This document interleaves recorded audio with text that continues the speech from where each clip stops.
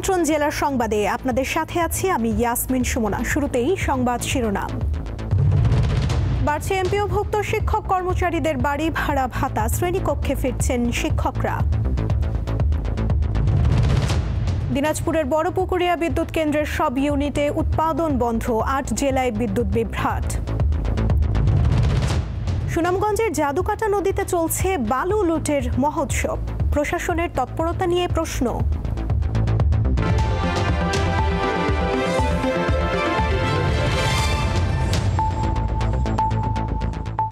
এবারে বিস্তারিত।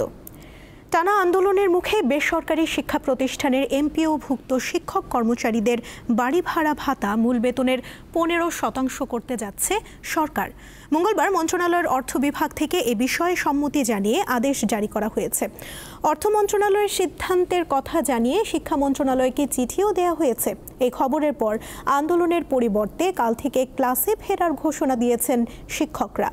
15% বাড়ি ভাড়া ভাতা 2 ধাপে পাবেন শিক্ষকরা। চলমান অর্থ বছরে শিক্ষক কর্মচারীরা মূল বেতনের 15%-এর মধ্যে 7.5% এ বছরের 1 নভেম্বর থেকে পাবেন, আর 7.5% কার্যকর হবে আগামী বছরের 1 জুলাই থেকে।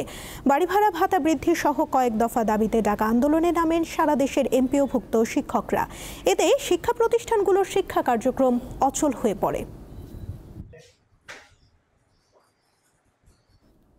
দিনাজপুরের বড়পুকুরিয়া 525 মেগাওয়াট তাপবিদ্যুৎ কেন্দ্রের উৎপাদন পুরোপুরি বন্ধ রয়েছে। এতে উত্তরাঞ্চলের 8 জেলার বাসিন্দারা বিদ্যুৎ বিভ্রাটে পড়েছেন।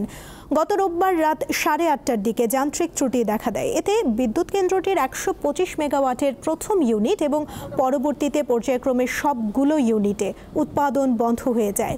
তবে শিগগিরই উৎপাদন শুরুর চেষ্টা চলছে বলে জানিয়েছেন কর্মকর্তারা।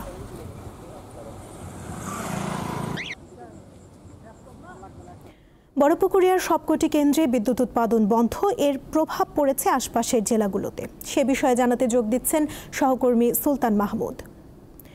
সুলতান, বিদ্যুৎ উৎপাদনের প্রভাব কেমন দেখছেন দিনাজপুর ও আশপাশের জেলাগুলোতে, আমাদের জানাবেন।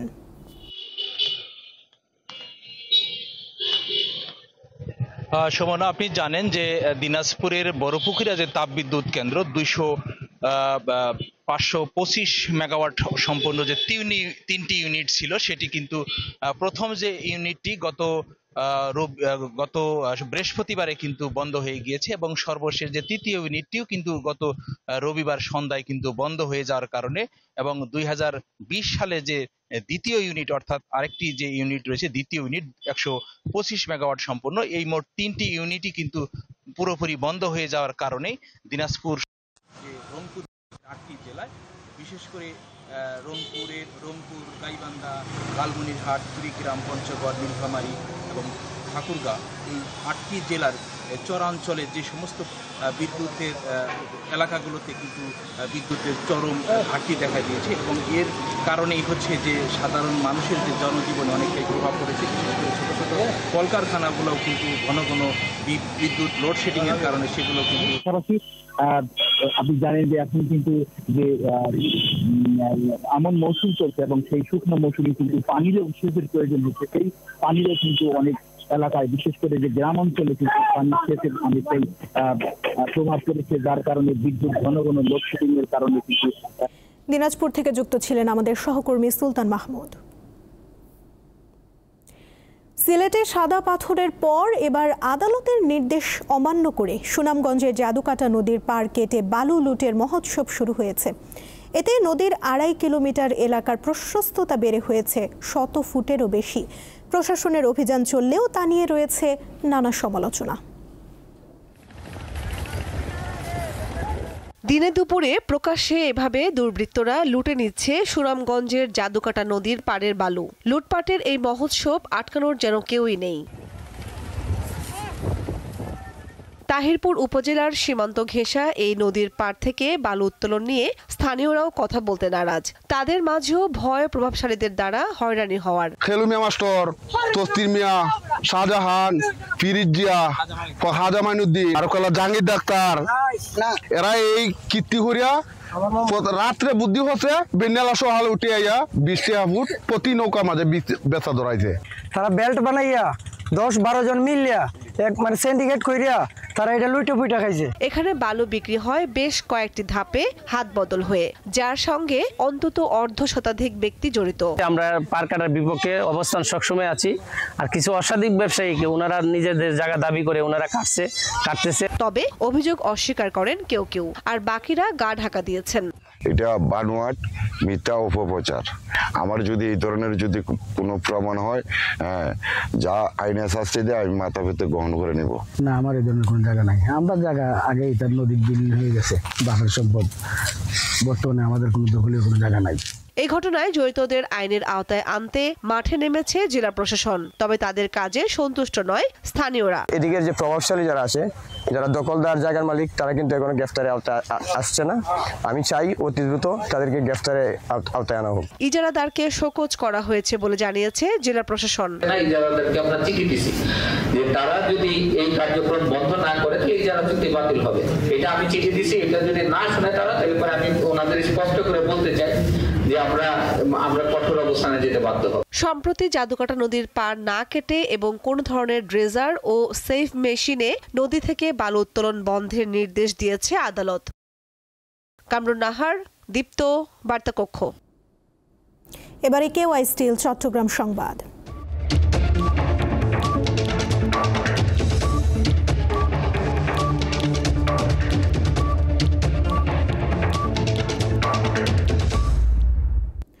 কক্সবাজারের রামুতে 2 সহোদর শিশু হত্যা মামলায় 5 জনের মৃত্যুদণ্ড ও 4 জনের যাবজ্জীবন কারাদণ্ডাদেশ দিয়েছে আদালত। সকালে কক্সবাজারের নারী ও শিশু নির্যাতন দমন ট্রাইব্যুনালের বিচারক এ রায় ঘোষণা করেন। মৃত্যুদণ্ডপ্রাপ্তরা হলেন জাহাঙ্গীর আলম শুক্কুর, আলমগীর হোসেন বুলু, মিজানুর রহমান ও শহীদুল্লাহ। যাবজ্জীবন সাজাপ্রাপ্তরা হলেন আব্দুল মজিদ, ফাতেমা খাতুন, রাশেদা খাতুন ও লাইলা বেগম। রায় ঘোষণার সময় আসামিদের আদালতে হাজির করানো হয়। তাদের উপস্থিতিতে রায় ঘোষণা করা হয়।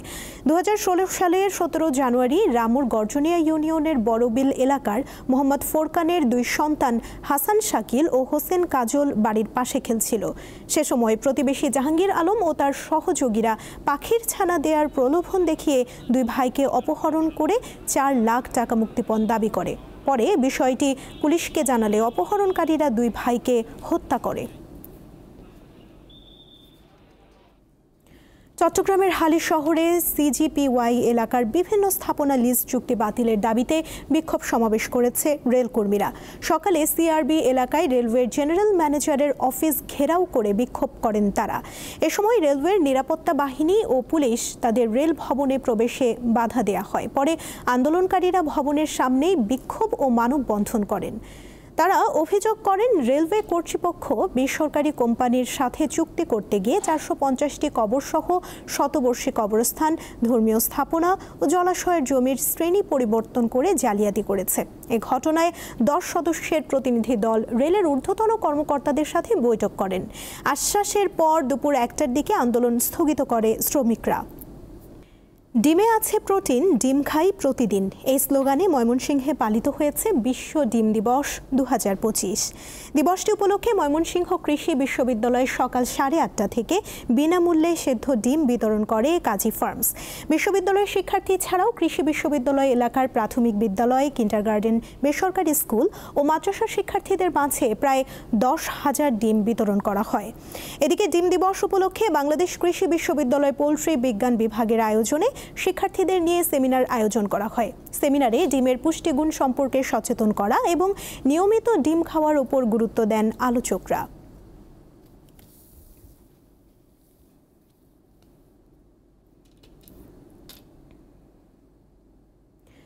মাদ্রাসা ছাত্রী ধর্ষণ ও হত্যা মামলায় ইজি বাইক চালকের মৃত্যুদণ্ডের রায় দিয়েছে মাদারীপুরের আদালত। দুপুরে মাদারীপুর নারী ও শিশু নির্যাতন দমন ট্রাইব্যুনালের বিচারক এ রায় ঘোষণা করেন। মামলার পিপি শরীফ সাইফুল কবির জানান, দীর্ঘ 6 বছর বিচারিক কার্যক্রম শেষে অভিযুক্ত সাজ্জাদ হোসেনকে ফাঁসির আদেশ দিয়েছে আদালত। 2019 সালের 13 জুলাই মাদারীপুর শহরের পূর্ব খাগদি এলাকার একটি পরিত্যক্ত পুকুর থেকে 10ম শ্রেণীর শিক্ষার্থী দীপ্তির মরদেহ উদ্ধার করে পুলিশ।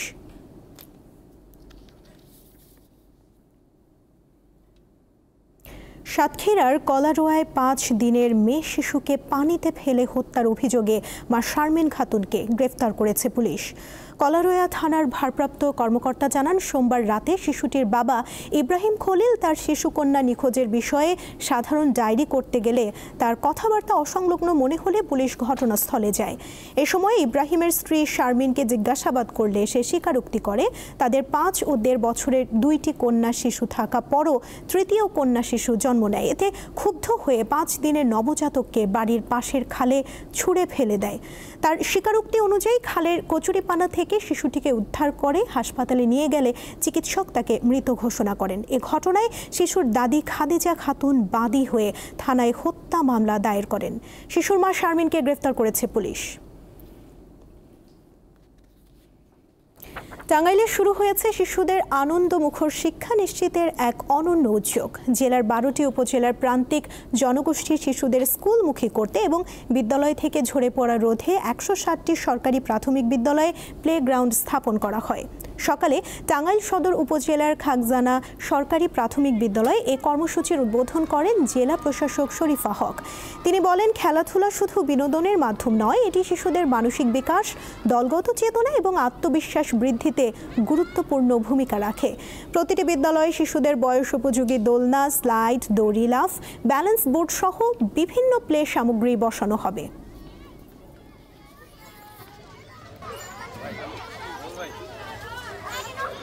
সাভার পৌরসভা ও আশুলিয়া মিলিয়ে সাভার সিটি কর্পোরেশন এবং কেরানীগঞ্জকে ক শ্রেণীর পৌরসভা করার নীতিগত সিদ্ধান্ত নিয়েছে সরকার। প্রধান উপদেষ্টার অনুমোদনের পর এ বিষয়ে প্রজ্ঞাপন জারি করেছে মন্ত্রিপরিষদ বিভাগের মাঠ প্রশাসন সংযোগ অধিশাখা।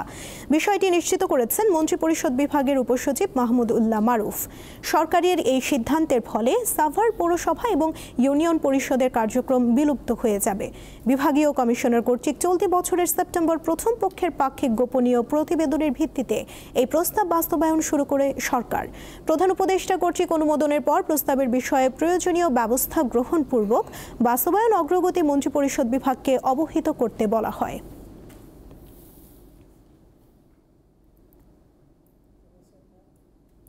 জেলার সংবাদ শেষ করার আগে শিরোনামগুলো জানিয়ে দিচ্ছি আরও একবার। বাড়ছে এমপিওভুক্ত শিক্ষক কর্মচারীদের বাড়ি ভাড়া ভাতা, শ্রেণীকক্ষে ফিরছেন শিক্ষকরা। দিনাজপুরের বড়পুকুরিয়া বিদ্যুৎ কেন্দ্রের সব ইউনিটে উৎপাদন বন্ধ, 8 জেলায় বিদ্যুৎ বিভ্রাট। সুনামগঞ্জের জাদুকাটা নদীতে চলছে বালু লুটের মহোৎসব, প্রশাসনের তৎপরতা নিয়ে প্রশ্ন।